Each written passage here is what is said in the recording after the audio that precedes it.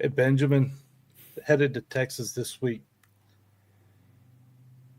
I don't really know what to say about that. We'll talk about it. Hey, let's go.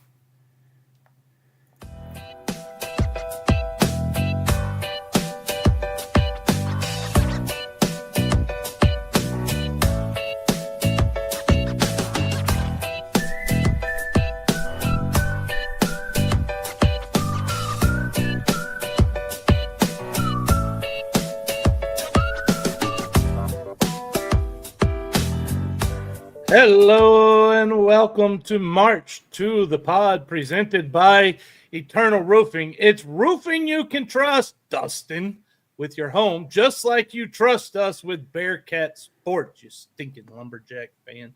This is Season 3, Episode 10. The Bearcats are 0-3. Quarterback questions, naturally, and a preview of the Longhorns. Good God, it doesn't get better. We're going to talk Lamar Wilkerson's NIL news. We got some previews and predictions for this week's game against the Texas Longhorns. I'm your host, producer, and once banned, never muted, catfans.com member. And I believe I am also a Sam Houston hater certified. Certified. It's in the bio, so it has to be true. It's definitely true. It was said on the interwebs. Cory Hogue. You can find me on social media at Cory Hogue Sports. It's all one word, CORYHOGUE Sports. And don't forget to check out my Substack, CoryHogueSports.substack.com, where I cover Texas non-FBS football every week. Wonder if the Cats will ever come back there. As always, I'm on a roll again.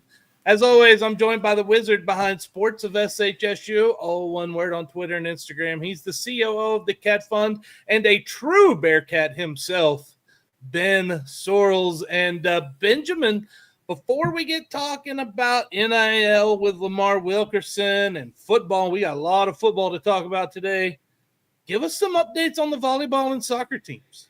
Yeah, soccer entering Conference USA play beginning this Saturday against New Mexico State, and a pretty impressive non-conference slate for soccer, considering the circumstances that they were dealt. Head coach leaves a couple months before the season. I think you were left with 14 players after that. Did a great job reloading with some quality freshmen and transfers. Picked up a really good win against Grand Canyon about a week and a half ago. Took care of McNeese, a bad McNeese team, but it's good to see you take care of those kind of teams. That's not something we've been used to up until probably a year or two ago. So trending in the right direction. Head coach Kendall Ayers, sounds like she had, I believe, her son last week. So Max Flores has been the head coach, or was for the last game. We'll see how long she's out, but really impressed with the performance on the soccer side. When it comes to volleyball, they're 6-4. Came off another 2-1 weekend down in Corpus last weekend. They have, I believe it's the Bearcat Classic this weekend after the Bearcat Invitational to start the season.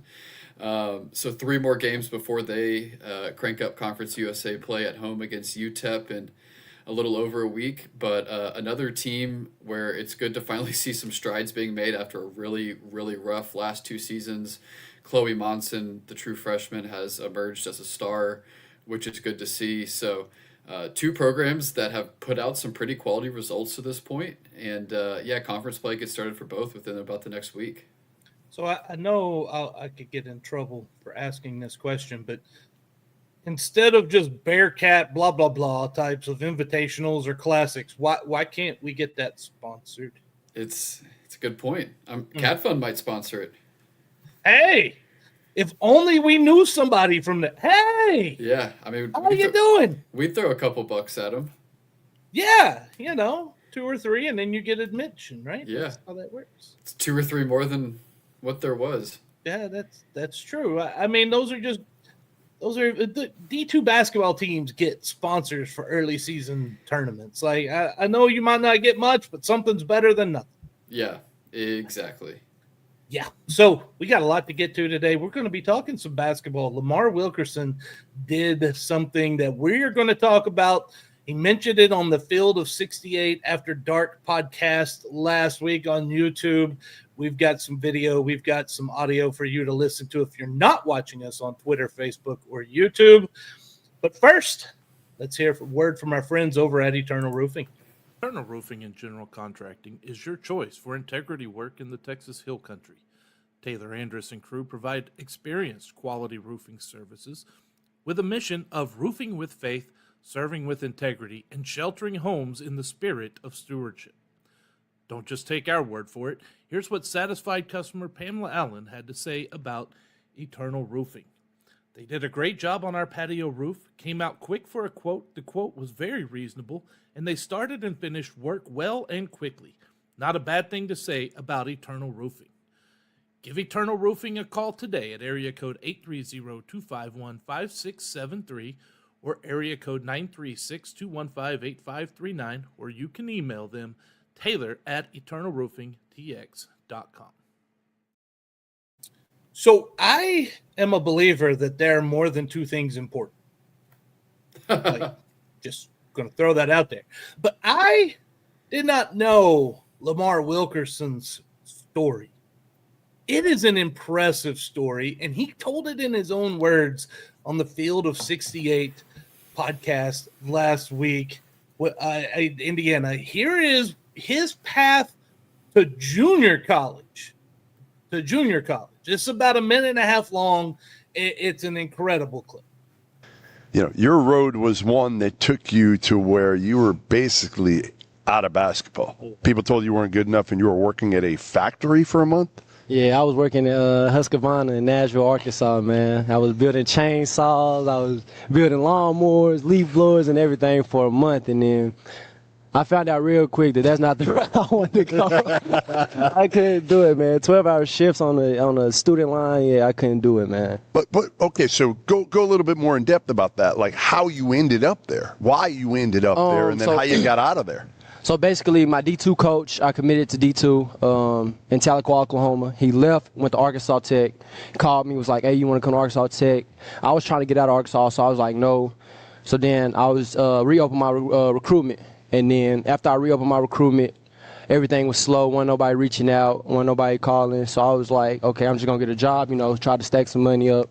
So then I just started working, and then I called my one of my homeboys, and we was just talking about what he was finna do because he was finna go JUCO. I seen he committed, so I was just calling him, congratulating him.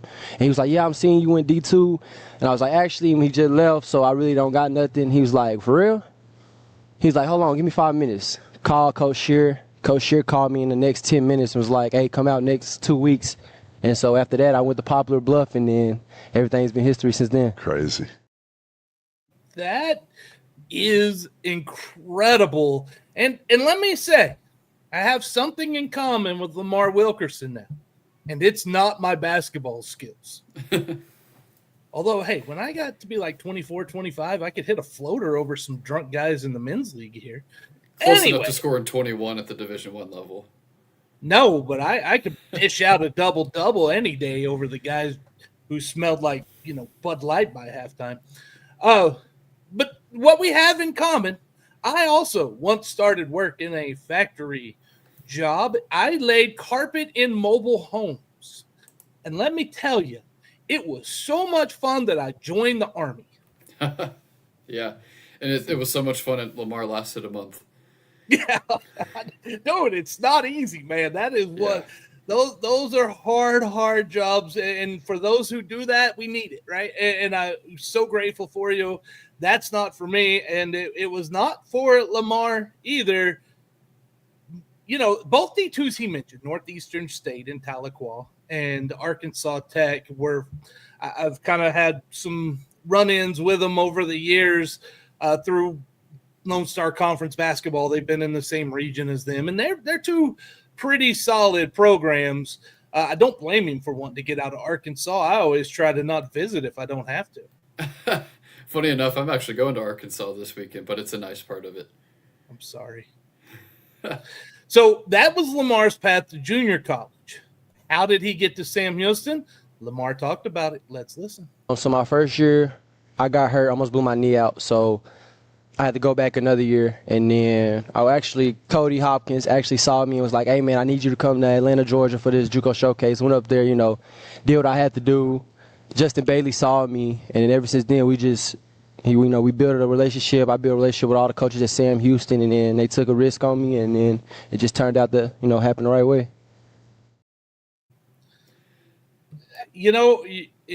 These stories, it's interesting to me. It's not like they saw him and they were on him and they knew him. It's really, really difficult. And there are very, very good players that never make it to Division I basketball. Yeah, at JUCO level too. Just crazy circumstances that guys end up in. They spend a year or two at JUCO and then move up, and Lamar is one of them. And Justin Bailey is now with Lamar at Indiana, was on the Sam Houston staff the last few years. But Justin Bailey got Cam Hoofner here through his Pittsburgh State connection before coming to Sam Houston, and he was the connection with Lamar. So Justin Bailey did a lot of big things during his time here at Sam Houston, and rightfully so. He's moved up to Indiana, and happy for him knowing who he is. I know this isn't men's basketball, Reddit, but I saw the softball put out a schedule a little bit earlier today for their fall schedule, and it's mainly JUCOs. And my thought was, that's brilliant. You get a chance to see all these players that you might need to recruit or want to recruit or don't know about yet to recruit, to get them on the list, and you're bringing them into Huntsville to get a look at a competition against your team. I really like that schedule. And baseball's doing it. They've always done a similar thing. They're playing Angelina, I think, this year, and you kind of have to at a school like Sam Houston. I mean, obviously you want to pluck from other Division I schools and people that have done well there, but it's all about finding the diamonds in the rough, like Lamar, or like a random pitcher you might play when you're playing Sandjack. You know what I mean? In baseball or softball, whatever it might be. So that's what it's really all about at Sam Houston. Cory just said something good about Sam Houston. Yeah. Close your ears, everyone. Close your ears. Don't listen. You don't want to hear about it. Okay. Let's get into what really brought on this into the segment. And this is really, really good stuff. Really shows a lot about Lamar, the person, and how he will never forget. You could tell he will not forget what he came from and where he was. And here is why he decided to give a portion of his substantial NIL money back to Sam Houston. You gave back to Sam Houston. I've been saying this for years. Rob knows this, that I think the schools, for evaluating you, for developing you, for helping you get to that point, should be compensated. Well, the school didn't get compensated by Indiana here. You gave back. You gave money, 6 figures, to Sam Houston State to help the place that helped develop you and make you into the player you are now. Why? Man, I did it out of love, man. I did it out of love for Coach Mudge, for just Sam Houston. I've been there for 3 years, so it was home for me. I got comfortable there. I built a family with a lot of people, a lot of donors and everything. So I just gave back because I felt like, I want to see their program strive. I want to keep seeing them get better over time. So I was willingly to help. I am very critical often about Sam Houston. Rightfully so, most of the time. Sometimes I think all the time. I'm never wrong in my opinion. But that shows how you do it. You come in, you make it a home, you make those relationships, you build those. And when these guys move on to bigger and better things, and look, we want them to, then they want to give back. That right there is the secret. Yeah, and I think it just speaks to the culture that a lot of different coaches, men's and women's, have established at Sam Houston. And I know a lot of people give Bobby Williams grief for different things, and rightfully so, maybe not. But, I mean, he has established an incredible culture within the athletes and the coaches and the donors and just the community for Sam Houston. And it's something that guys want to give back to. And I know it was mentioned in some of the articles that came out last week too, but it wasn't something that, like we as Cat Fund or Coach Mudge or some donor said, hey, like, maybe you should give some of that money back to us. No, it was like completely on Lamar. It was on his end. He was the one that initiated it. So yeah, it was a really cool thing that Lamar did, and we had one other athlete do it, a football player from last year too. So it just kind of speaks to the culture that Sam Houston has as a whole. That is awesome. That is great news to hear. And something else about Lamar. He's very, very generous, not just with his money, but with his time. Time is also money, some people will tell you. He gave a free basketball camp down in Texarkana to the kids that need it. And here's what he said on the Field of 68 After Dark podcast as to why. Down there is not a lot of people that's been able to be in the position I am. I feel like it's not a lot of kids down there that's able to, have that mentor that they can come talk to about, that people actually want to, because there's a lot of kids down there that get caught in the wrong things just because they don't have nobody to talk to. They don't have nobody to, be that mentor as far as the sports wise. So I came back to show them like, hey, like if I did it, you can do it, like it may not be the easiest route. It may not happen when you want it to, but as long as you work and, you just stay true to what you believe in, man, and believe in yourself, then it's possible. I was told the thing that made your mom the proudest about that, it wasn't just the camp, it wasn't just giving back. It's that when you showed up at the camp, you rented a Hyundai Santa Fe, is that right? Showed up in a minivan? Yeah, basically showed up in a mom car. Yeah, man. That's great, man. It shows his personality.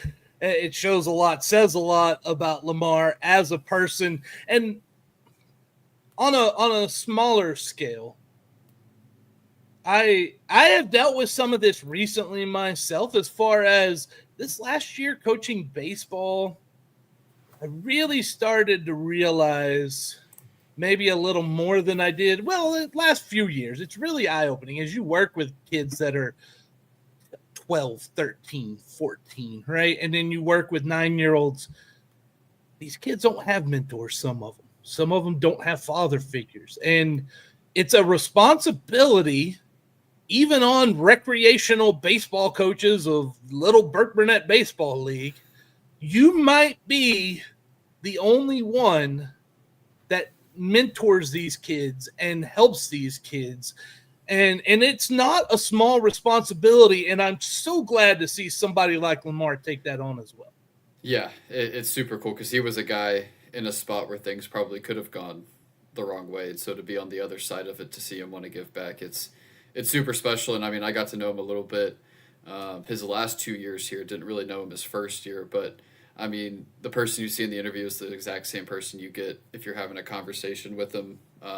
So it's just a really cool thing to highlight him, highlight Sam Houston and what he's doing, and obviously wish him the best of luck going forward at Indiana and hopefully in the NBA or wherever he goes next. Find that out. If you're on YouTube, you want to find it on YouTube, Field of 68 After Dark. They've got the podcast out on all the different podcast platforms. Listen to that segment. The entire thing is great. Not only Lamar, but the other player that was there with him. But they asked Lamar one other thing. I didn't clip it part here, but they said, have you ever played in front of a packed house like this place before? And Lamar goes, yeah, last year, here. I was at that game too, yeah. I think he had like 19 points that game too. They must have liked what they saw. Yeah, they asked him, they said, wasn't it close? And he said, no, for a little bit. And he's not wrong. First half was a little back and forth. Indiana pulled ahead, but I think we got it to like 9 points with about 12, 13 minutes left, and then we lost by 20 or 25 kind of thing. But, I mean, kept it close for a little bit. Great interview. Great stuff. Check it out on YouTube, Field of 68 After Dark on YouTube, or Field of 6. They have like 3 or 4 different podcasts, so it's really hard to nail it down. But if you search Field of 68, pretty sure you can find it. Yep. If you're enjoying the show, and we hope you are, help us grow by rating and reviewing March to the Pod on your favorite podcast platform. Follow us on Podbean at marchtothepod.podbean.com. It's March, the number 2, thepod.podbean.com, and on Twitter and Facebook and Instagram and TikTok at March to the Pod, all one word, March number 2, the pod. And also, We are proud, while others are not proud, that we are part of the CUSA Podcast Roundtable that has shows covering all 12 Conference USA programs. Give them a follow, give them a subscribe, find them on your favorite podcast platform. Before we get to previewing Texas, and should I have worn my Longhorns hat today, Ben? No. Oh, I wore the Took Back Texas hat well, in honor of I it. wore the Amarillo calf fries. It's in Texas. Well, and they are in the Texas League. Is it Texas League? Whatever the AA league they play in is with the Frisco Rough Riders. They're in the playoffs. So, There you go. dude, Amarillo Midland AA playoffs. Doesn't get better than that, does it? Doesn't that sound fun? Yeah. Yeah. All right. Before I get in any more trouble, let's get here some more from our friends over at Eternal Roofing. Eternal Roofing only uses the finest materials in the roofing business while providing an exceptional warranty. Why do they use CertainTeed products? Because they complement any appearance, provide exceptional and reliable strength, and are known for their enduring performance. Here's what Shane Sosa had to say about Eternal Roofing. Taylor and his team are amongst the highest level of professionals. They care about their customers and go above and beyond just doing the job. Give Eternal Roofing a call today at area code 830-251-5673 or area code 936-215-8539 or email Taylor at eternalroofingtx.com. 7 p.m. Saturday night. The Bearkats visit the Texas Longhorns at Darrell K. Royal Texas Memorial Stadium. It's the longest name I've ever heard that's not a corporation on there. Yeah. It's crazy. It is broadcast on the SEC Network Plus, which means the ESPN app is where you can find it. Clay Matvick will be on play-by-play. Chase Daniel is the analyst. Tori Petrie?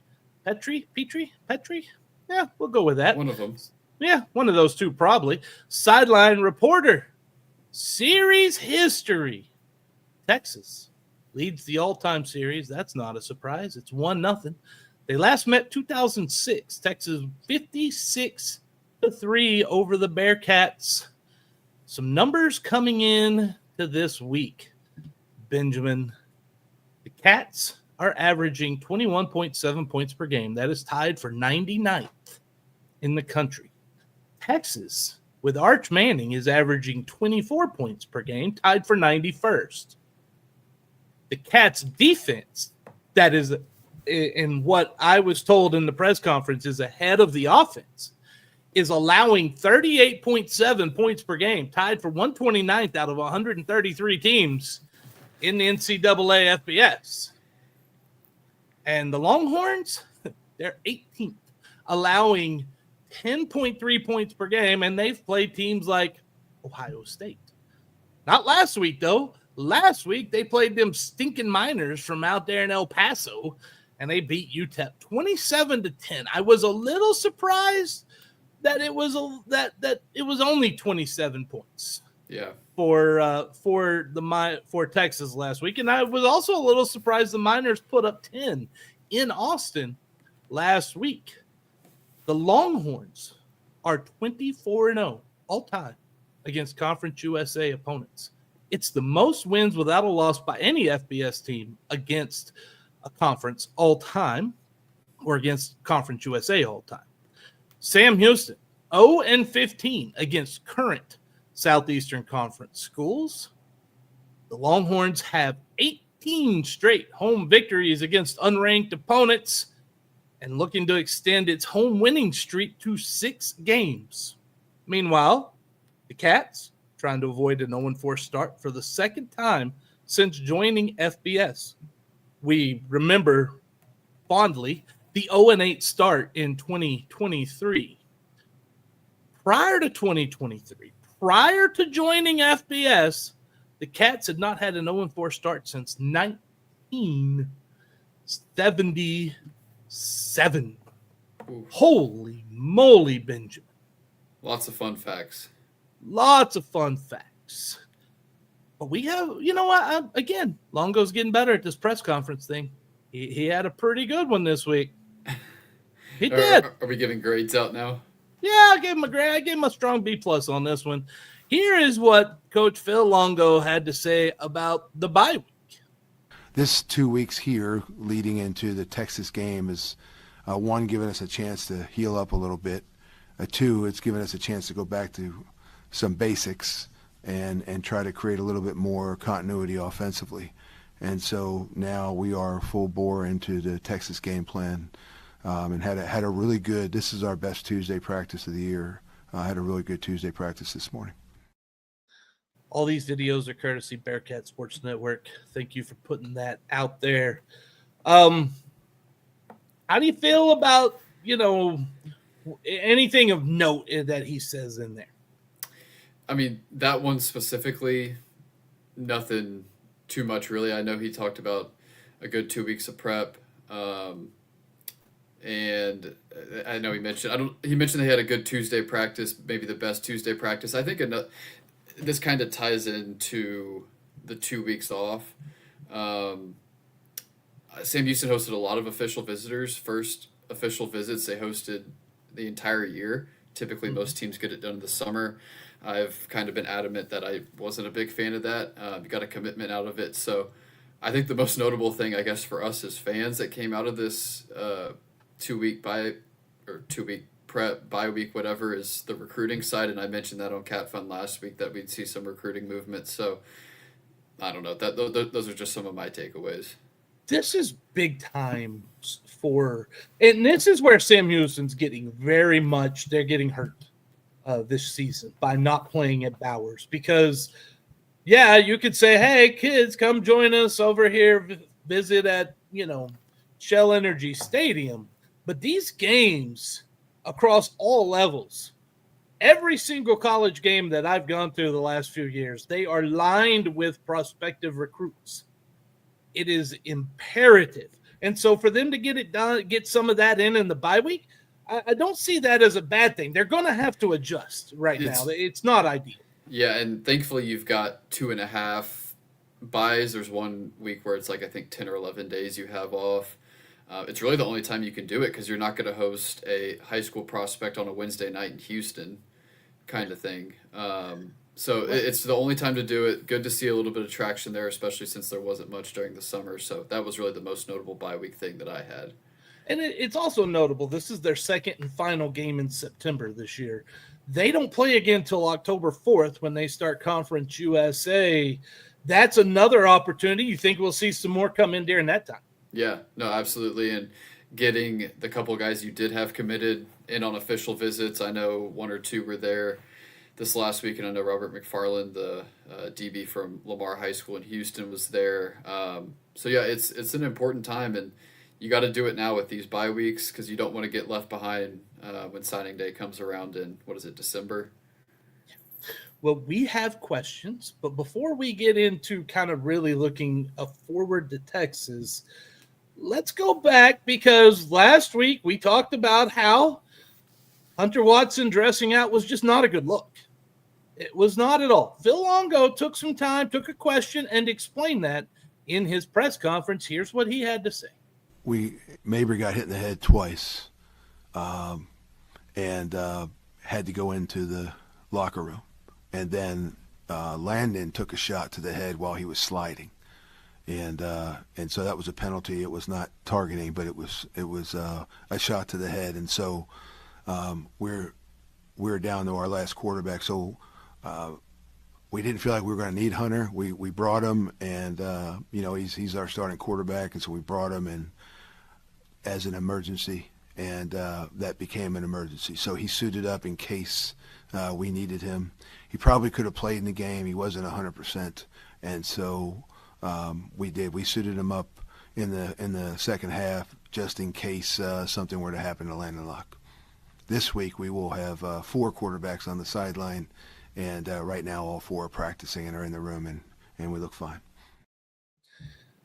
I'm okay with that explanation.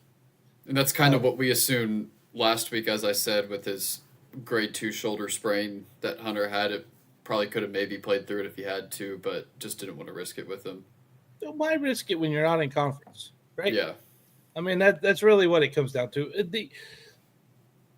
The other thing is he was not happy with the officiating last week with those hits to the heads on his quarterback. He mentioned that he got a 15-yard penalty in Hawaii of all places for that, right? Like, he really wasn't happy. I get it. He's protecting his players. That's cool. What about this week? 4 players. That's good. 4 players are going to play Texas.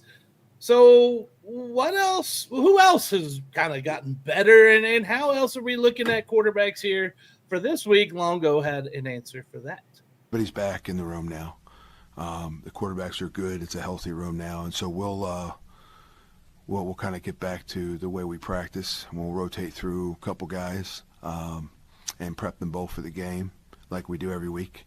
And it has kind of normaled out in a number of our rooms. So not just the quarterback room, but I think a number of the other rooms we have gotten a couple guys back. And so it's nice to see some of those faces back out on the field practicing this week. That is great news. More healthy, things like that. But there's one thing, and I didn't clip it. I probably should have, but I'm the producer, not great at prognostications or producing. And he mentioned that the defense is, that in his opinion, the defense is ahead of the offense. And he said that they haven't had one game yet where one guy has been the quarterback through the entire game. Sometimes that's been his decision. Like In the UNLV, yeah, for sure. That one was, yeah. What? And didn't Mabry play at WKU? Was that due to No, injury? what Longo said, there's only been one game where they've had stability at quarterback. That was WKU, but the UNLV game, that was definitely on Longo for going back and forth, and some of that was due to Hunter getting banged up late in the game. But the first half change to Mabry was definitely on Longo sitting in the quarterback position.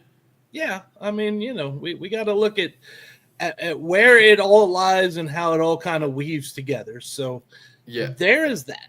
I don't know if the defense is ahead of the offense from a performance perspective, because if your offense is putting up 20-ish points a game, I mean, you won 9 games last year, averaging 23, 24 a game. I mean, it's not great, but you can find ways to win. I think the offense is probably performing a little better, but the progress defensively has been much better. You can see flashes, you can see guys start to emerge. Not that they're performing well, but they're definitely a lot better than they were week 1. They're giving up 38 points per game. Yeah, and like I said, the performance is not good, but you've seen small amounts of progress. We got to hang on to whatever carrot we can find this season because it's not going to be pretty. It's about to be 0-4. Ooh, did I give away my prediction? Shocking. And, we'll see. Matt, maybe let me ask you this. How do you feel heading into conference right now? Oh, man.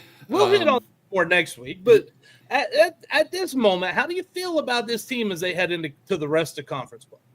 I think I knew this is where the team was going to be and where I predicted them to be at this point, so nothing about the team, in my viewpoint, really changes. My view of the conference has changed a little bit. I think the conference is better than it was last year. Liberty doesn't look to be what they were. They're probably the only team that's been a big disappointment. I mean, Jack State has looked pretty good after losing everybody. FIU, who was a dumpster fire last year, they beat FAU for the first time in 7 years. UTEP really pushed Texas. Louisiana Tech looks like they might be starting to move in the right direction.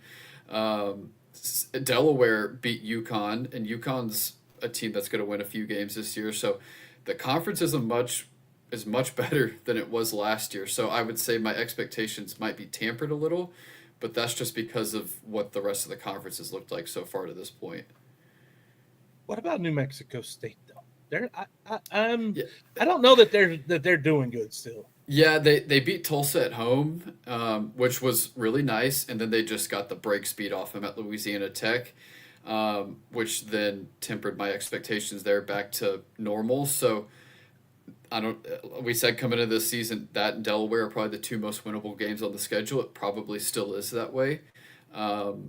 So we'll see. I think they've got a shot, but It's going to be tough. I mean, New Mexico State looks a little better than last year, but they're still not great. We know a lot about Texas because if you watch anything, read anything, ESPN is, they know how to pick up on these big teams, the blue bloods, the power teams. We know a lot about Texas. They're covered almost like the Cowboys are in a lot of ways. But here's what Phil Longo said he expects to see from the Longhorns on Saturday. What I told the team was we have to prepare to expect Texas's very best on Saturday. And I think anytime you prepare for anything less than that, you're doing yourself a disservice as a team, as a staff. And so we are going to look at it as if Texas is going to hit things on all cylinders, and these guys are going to play well on both sides of the ball, and we're going to see their best, and that's what we're preparing for, and that's what we need to expect.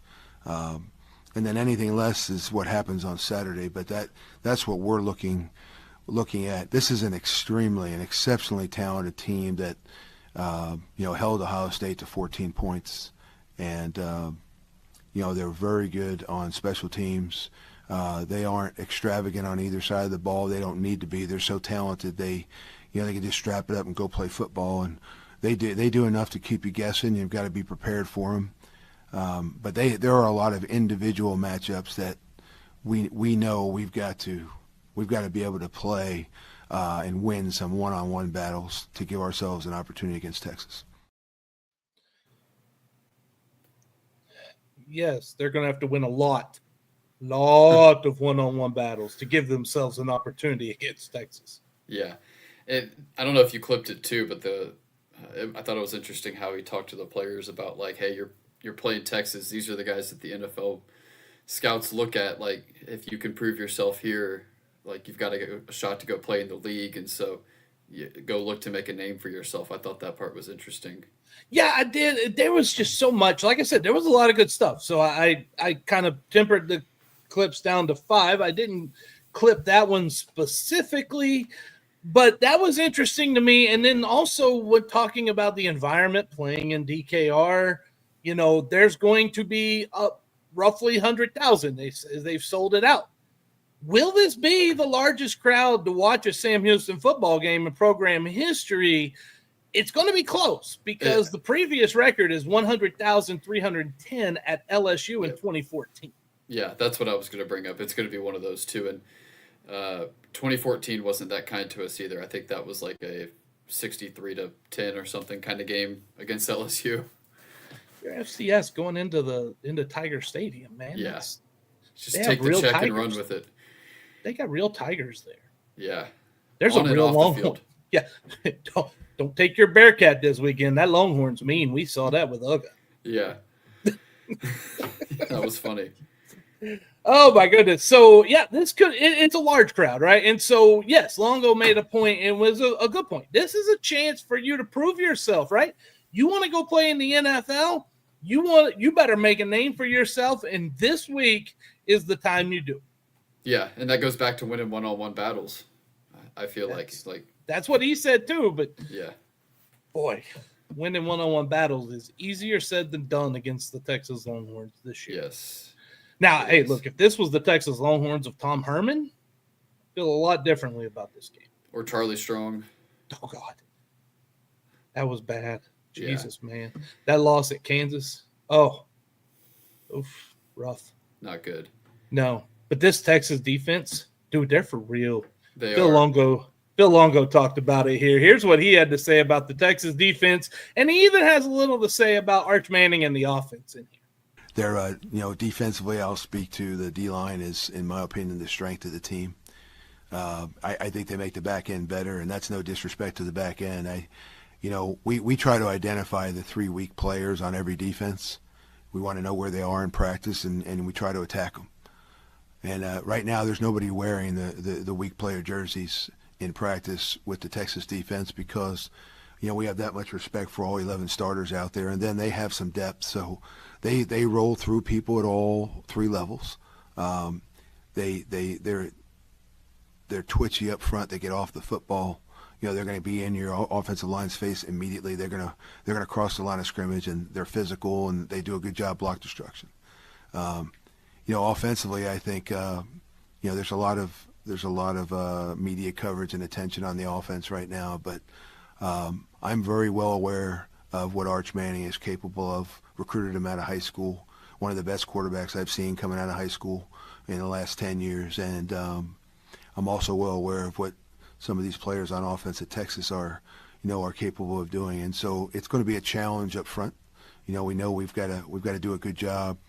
We've got to have some stability up front on the defensive line, and I think we need to challenge Texas schematically a little bit, and continue to try and develop and create some pass rush lanes for us like we did last game in Hawaii. That was an issue the first 2 weeks. Thought we did some things to get that thing going, and that won't be any change here. We're going to need to do that against Texas. Ooh, I timed that one beautifully. All right, so there was, if you want to know more, and he talked about the connections with Texas and Kyle Flood, and don't get me started. Kyle Flood's a horrendous coach, in my opinion. I know he was on Keeler's staff back at Delaware, and he's friends with Longo, but dude, Kyle Flood, in my opinion of him, is just not high, based only off coaching. I don't even know him personally at all. Regardless, there are a lot of connections to the Manning family. Longo talked about his connections to Archie and things of that nature. If you really want to read a good breakdown on that, go see Lane Fobb's Bearcat Bites on Substack. He had a really good piece on that today. I highly recommend going there and reading all his stuff. Fobbs puts out some great stuff on his Bearcat Bites. Yeah, a lot of stuff. A lot of great stuff. Like a lot, like on a daily basis kind of thing. That's what I'm saying. Yeah. Yeah, he does, and he's got YouTube. He's got a post game broadcast that you can go and rant about what you're going to see on Saturday, because we know it's going to be ugly. But he talked about the defense. This defense is different, man. Yeah, for Texas, and he mentioned the D-line as the strength, and that is absolutely the case. I mean, I think it might be the best D-line in the country. We saw what they did at Ohio State, holding them to 14 points while on the road. I mean, Anthony Hill, Colin Simmons, Trey Moore, all guys that kind of play there up front. So, yeah, it's going to be interesting. And the O-line is a big question for Sam Houston, and I'm just intrigued to see how they hold up against Texas. Their strongest unit against the weakest unit of the Bearcats offense. Weakest position group. Would you say that's fair? Yeah, it's 100% correct. Oof. I've never been 100%. Yeah. Well, and it just plays into the matchup a little bit too. Like if this was last year's Sam Houston team, I mean, in their defense, and even if you had a bad offense, I mean, maybe you find a way to stick around with the way Arch has been playing. And you saw what he did against UTEP, but yeah, it just doesn't, matchup-wise, it doesn't really play well into what you do well and what you don't do well. Bad offensive line, they're a great defensive line. You've got a bad defense and their offense is struggling, so you play into that for them. It just doesn't work well from a matchup perspective, and it really was never going to work well with it being Texas. I'm going to be interested in the next segment to hear what you think, how this will compare to how UTEP played. Yeah, it kind of I don't know if it's the right way to say, but a measuring stick. I mean, I like to call it the transitive properties. Yeah, it doesn't necessarily matter, but right. It can. Yeah, and I don't know how well of an evaluator that is, how UTEP did against Texas compared to how we do, because Texas probably isn't happy about how they played last week, and they're going to come out firing, and so we'll see. I mean, it might be a measuring stick or the transitive property, but I'm not too sure it is. Yeah, no, there's a lot of things you cannot do. But hey, look, if they're out talented to a large degree, it's going to say a lot about the state of the program right now. One other thing I want to mention: what color are the weak player jerseys? And if you're on scout team, how much do you have to appreciate getting one of those jerseys each week? Yeah, what color do you think they are? Pink.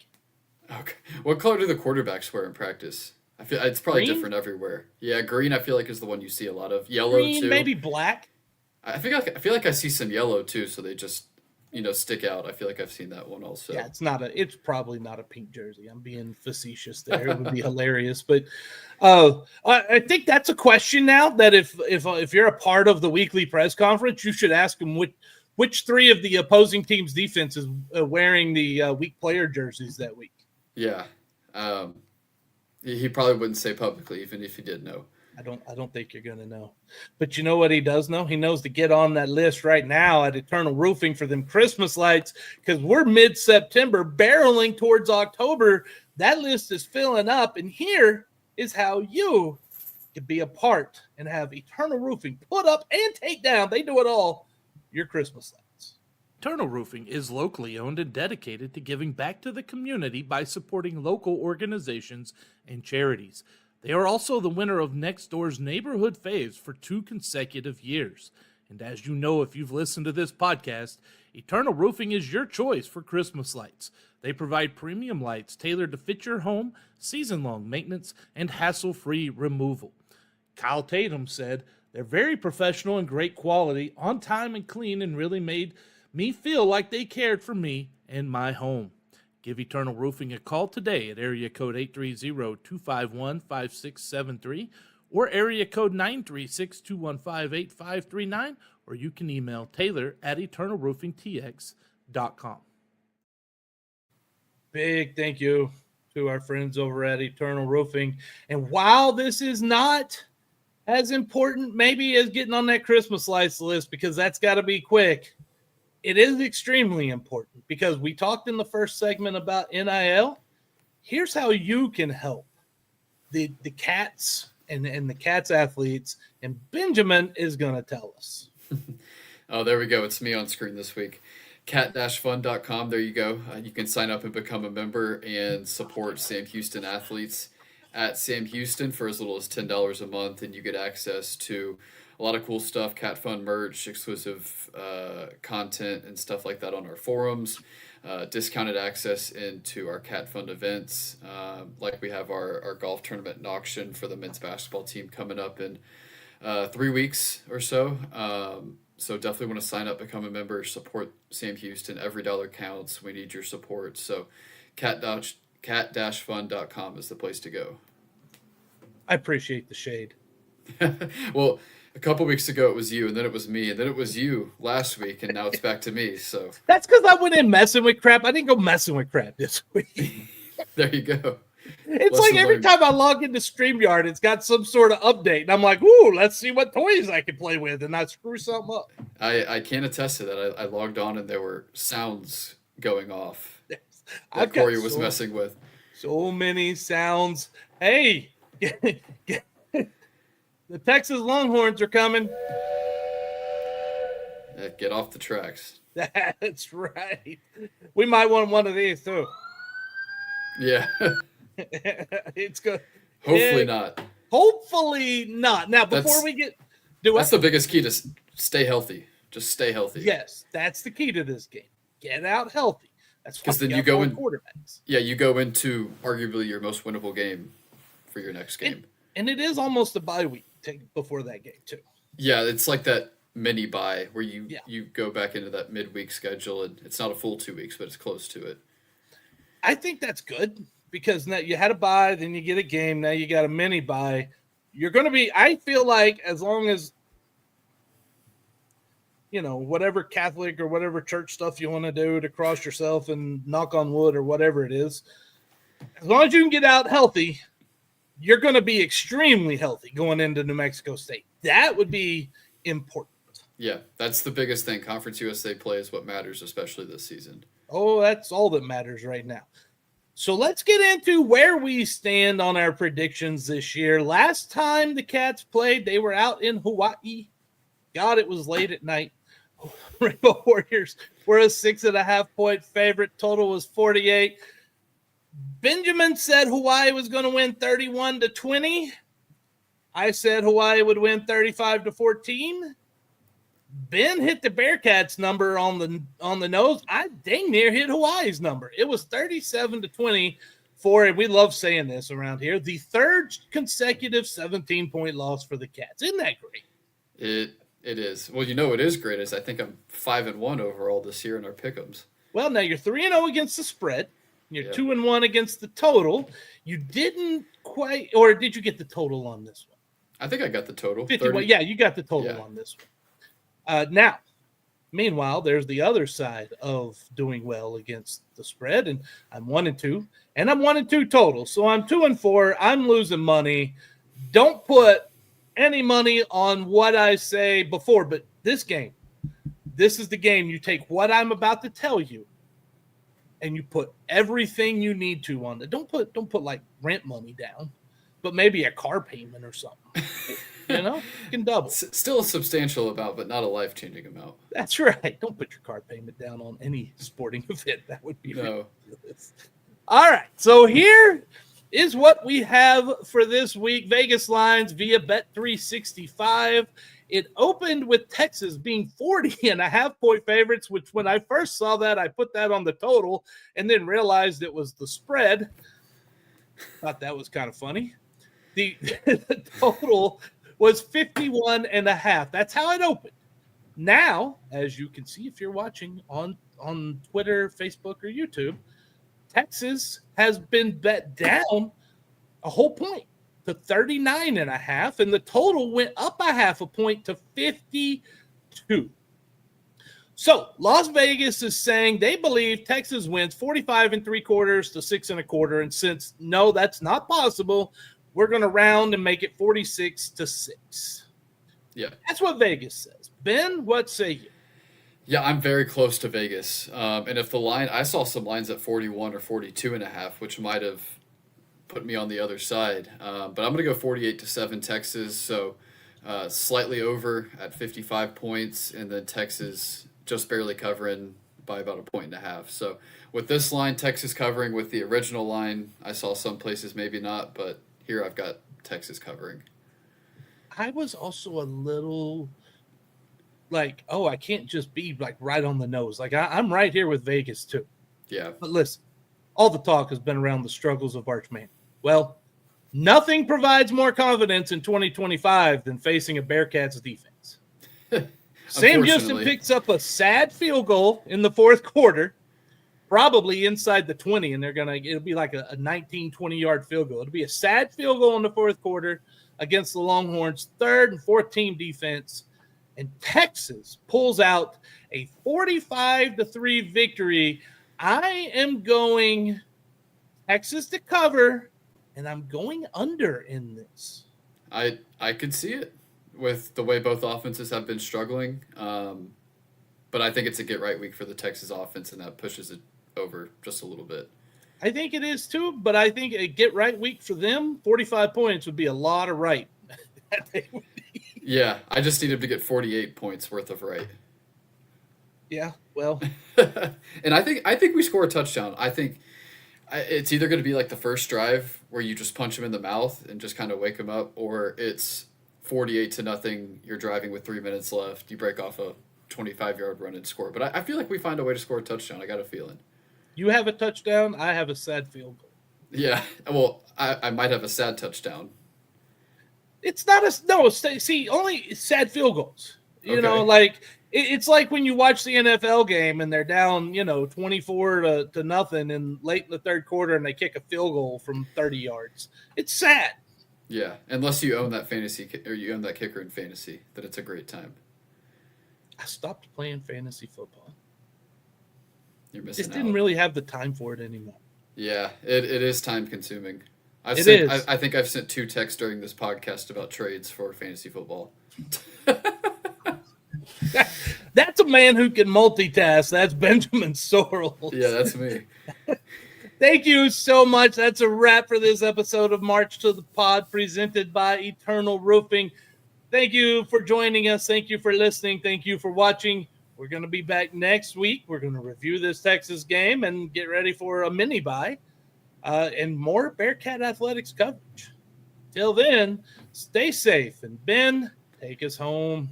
Yeah, eat 'em up, Cat. Stay safe. Please stay healthy. And let's get ready for Conference USA play. Kick that. that sad field goal.